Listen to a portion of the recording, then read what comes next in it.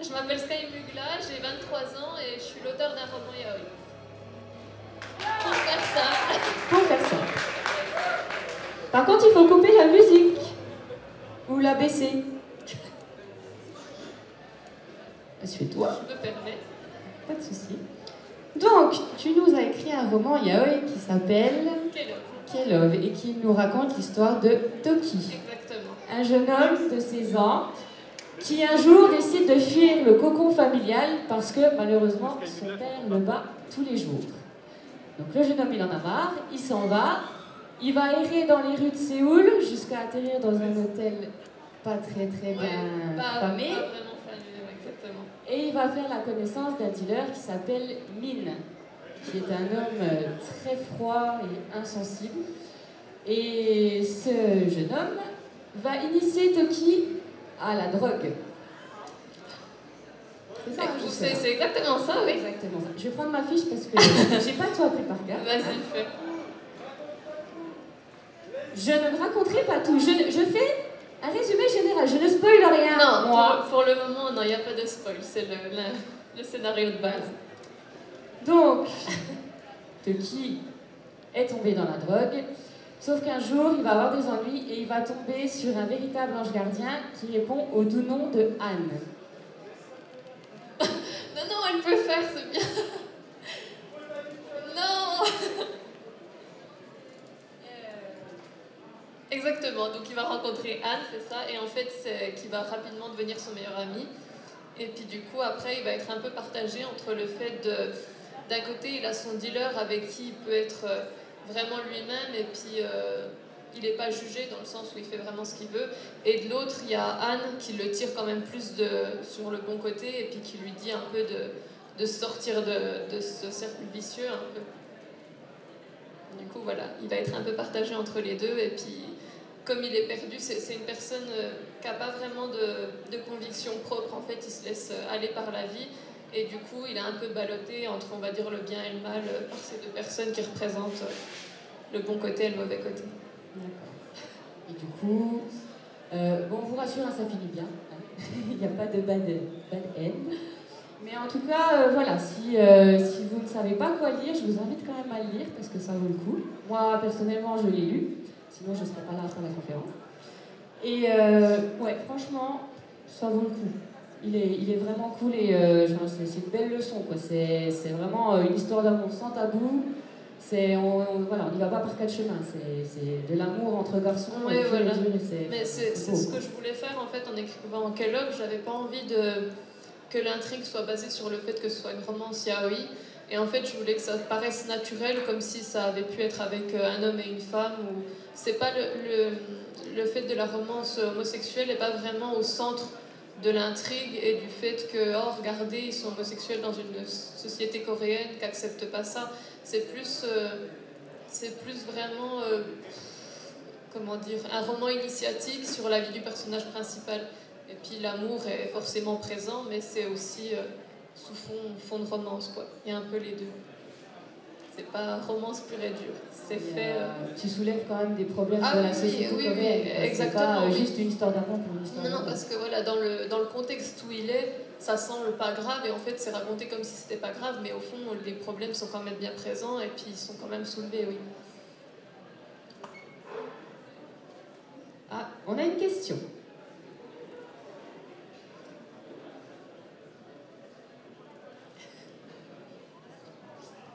Pourquoi avoir placé l'intrigue en Corée, pas au Japon?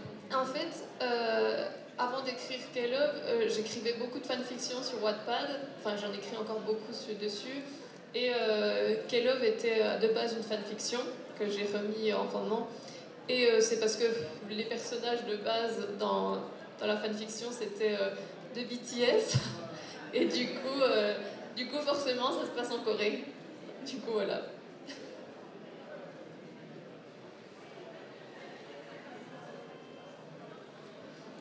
Donc, moi, je vais te poser 2-3 petites questions et après, je laisserai circuler le micro dans le public. Très bien. Si jamais on en a encore.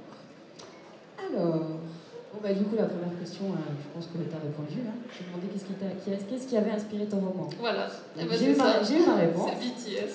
Alors, par contre, là, c'est une question un peu plus personnelle. Quels sont tes yaoi préférés? Je lis beaucoup. Quand j'étais petite, je lisais beaucoup de yaoi. Maintenant, je suis un peu passée au manhwa, donc les yaoi coréens, en gros. Et j'aime bien, en ce moment, je suis en train de lire Killing Stalking. Il y a des fans dans la salle, je vois ça. Il y a des fans. Je lis quoi d'autre? Je lis Beachy Alex aussi. Love is Illusion. Et puis je suis un peu dans tout ce qui est manhwa populaire en ce moment, quoi. D'accord. Donc, voilà. Ok. Et est-ce que tu as lu des yaoi japonais, genre le jeu du chat et la souris? Je crois pas. Mais après, ça date quand même de longtemps. Sacrilège. Bon, je réparerai sacrilège. Faut que je le note dans un coin. Faut demander à la madame au milieu. Tu vois dans l'allée, la madame du staff. Elle a l'air très bien Oui, elle est renseignée. bien renseignée. Si tu veux des bonnes adresses, Voilà, faut que je lui demande une liste. Alors, petite question. Est-ce que tu te mets dans une ambiance particulière pour écrire? Est-ce que tu écoutes de la musique? Est-ce que tu as un endroit préféré pour écrire? Non, en général, je me coupe d'internet, je me coupe de musique pour avoir aucun élément perturbateur et je me concentre vraiment dessus. Puis la plupart du temps, quand j'écris, c'est le soir, donc c'est assez calme, posé, et puis j'écris comme ça. D'accord, ok. Et dernière question. Après, je laisse au public. D'accord, dis-moi tout. Est-ce que c'est dur de se faire éditer en tant qu'auteur yaoi? Ouais, en fait, j'ai pas été éditée avec une maison d'édition qui est spécialisée dans le genre. Moi, j'ai été éditée par donc Payeur Rivage qui fait plus dans le thriller, donc pas du tout dedans. Non, rien à voir. Voilà, oui. Et en fait, c'est ce qu'on m'a dit, c'est que justement, ils voulaient voir un peu dans cet univers-là, ils voulaient mettre une patte dans l'univers homosexuel, dans la romance et tout.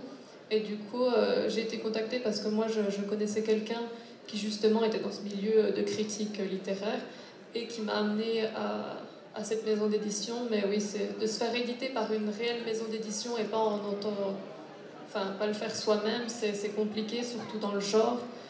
Et c'est quand même un genre qui est moins bien reconnu. Ma maison d'édition me reconnaît bien, mais je suis pas non plus l'auteur à qui on fait tous les catrices et tout. C'est quand même vraiment difficile.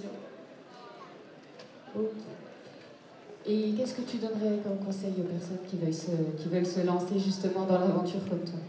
Je pense que déjà écrire sur Internet, c'est une bonne porte d'entrée parce qu'on peut avoir les avis de tout le monde et puis c'est quand même un petit peu facile de faire un peu de pub à droite à gauche pour dire tiens, qu'est-ce que t'en penses? Et je pense que c'est une bonne porte. Puis ça aide aussi le roleplay. Ça aide pas mal à avoir des idées, à savoir écrire, puis à amener les intrigues correctement dans les histoires. Bon, moi personnellement j'ai fait le tour de mes questions. Donc est-ce qu'il y a des questions dans le public? N'hésitez pas. Ah, on en a une. On en a une.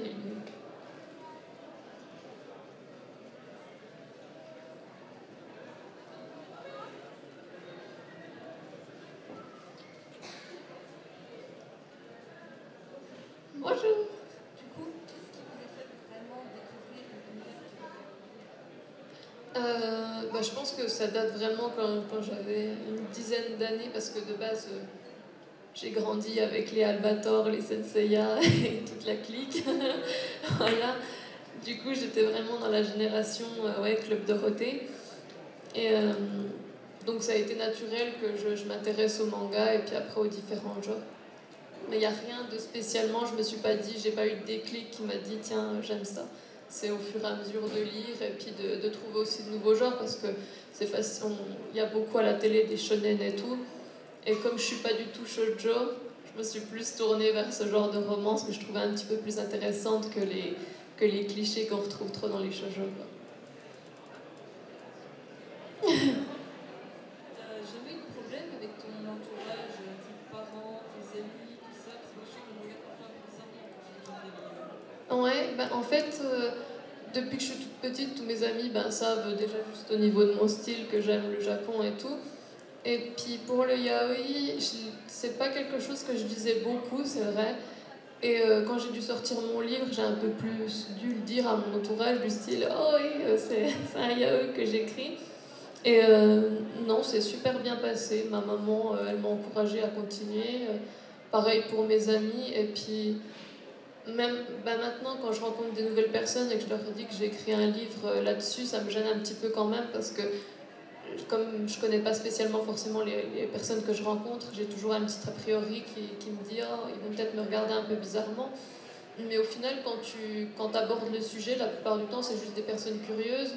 Et puis, il n'y a pas de malveillance, c'est juste ah, tiens, c'est quoi, machin. Du coup, non, ça va. J'ai eu de la chance. Est-ce qu'on a d'autres questions? On a bien fait le tour, je pense. Moi, je voulais savoir, t'es de Besançon, si j'ai bien compris. Oui.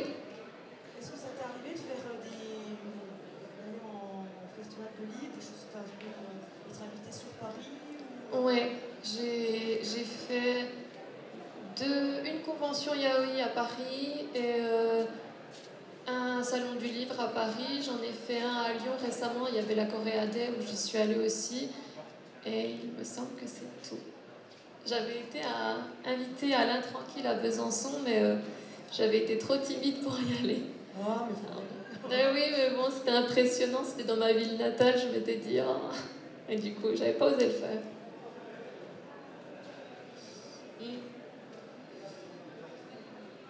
Est-ce que tu as en projet d'écrire un deuxième livre ou d'autres livres? Ben, pour le moment, c'est quand même vraiment compliqué de se faire éditer. Même moi qui ai maintenant un pied dans le milieu, ça reste compliqué de dire tiens, je vais en faire un deuxième, est-ce que vous voulez?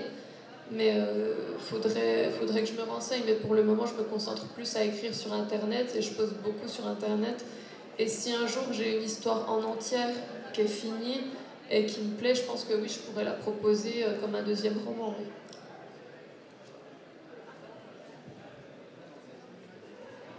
Question, c'est quoi ton compte Wattpad que j'avais regardé? Bah alors c'est tout simple, c'est mon prénom, donc c'est Sky apostrophe Mugla. Merci. Mais de rien, c'est gentil. Quoi? Oh, ouais, tout le monde dit Muglache, mais non, c'est Mugla. Donc c'est normal.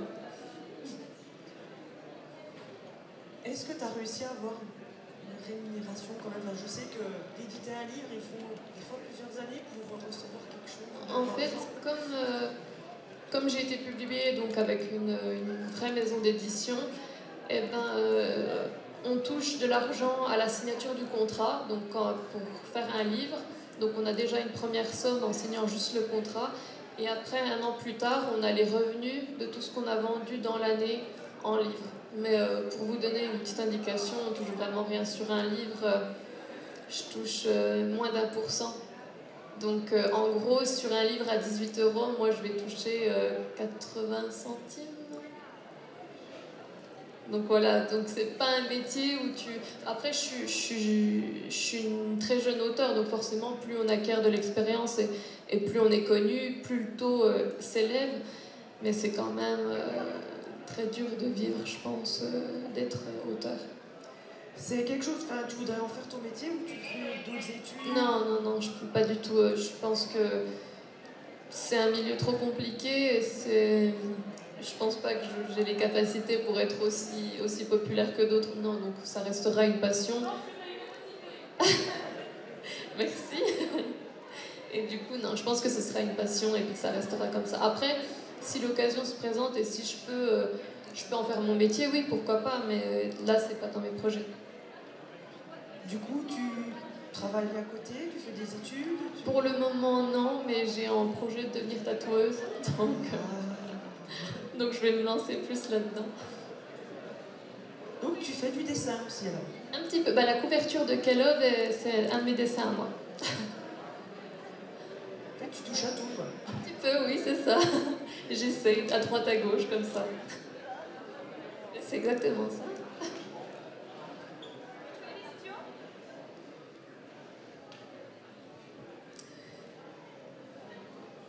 Bonjour. Bonjour. Je voulais savoir si vous avez une question. Est-ce que du coup il y a un projet d'aller voyager justement en Corée ou au Japon? Je pense que oui, je pense que c'est quelque chose qui a tellement bercé mon enfance que forcément c'est le rêve de tout fan, je pense. Et ouais, je pense, ouais, plus la Corée pour le moment, parce que je me suis vraiment tournée plus sur ce pays qui est resté un peu plus fermé sur le monde extérieur, quand même, comparé au Japon qui s'est vraiment ouvert récemment. Il y a eu beaucoup de... Oui, c'est beaucoup développé et beaucoup ouvert à l'étranger. Du coup, je pense que ouais, la Corée, puis après, un petit saut par le Japon. Et du coup, entre les styles manhwa, Corée et Japon, pour le yaoi, il y a vraiment une différence parce que pour le yaoi, du coup, J'ai l'impression, après j'ai plus lu de yaoi en livre que les manhwas, bah, c'est tout sur internet, et j'ai l'impression que les manhwas sont un peu plus diversifiés dans leur histoire et un peu moins clichés. Enfin, c'est l'impression que j'ai. La romance est un peu plus travaillée, où les sujets sont un peu différemment abordés. c'est moins forcé pour le premier baiser. Oui, voilà, non, mais les sujets à côté sont plus matures, on va dire. Ok, merci. Merci à vous.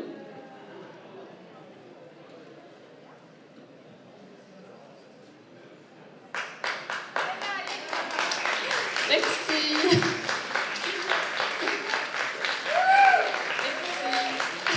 Ah. Du coup, tu disais que tu t'étais inspiré des BTS pour tes personnages. T'écoutes encore de la K-pop, ça t'est passé? Oui, non, je suis encore dans mon mood K-pop, j'en écoute encore. T'écoutes des groupes féminins, masculins, J'écoute un peu de tout sans être forcément fan. Genre, j'écoute les musiques sans être à fond. T'as pas un groupe Bah, je dirais les BTS parce que voilà, mais sinon, non, j'aime beaucoup les VIX, les B2B, les... J'en aime plein. Momoland? Oui, Momoland. Bah, c'est... pas trop, mais quand même, j'écoute leur musique sans les connaître, voilà, c'est ça. Mais il y a les Mamamoo enfin, en girl band qui sont pas mal.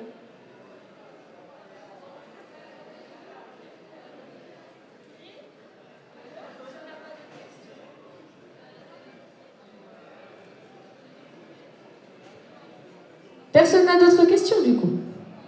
Ok. Donc moi je vous invite à faire un tonnerre d'applaudissements à cette charmante demoiselle. Merci à toi d'être venue. Ça m'a fait très plaisir. Et puis c'est bon, en fait, mon stress est passé. Personne ne parle.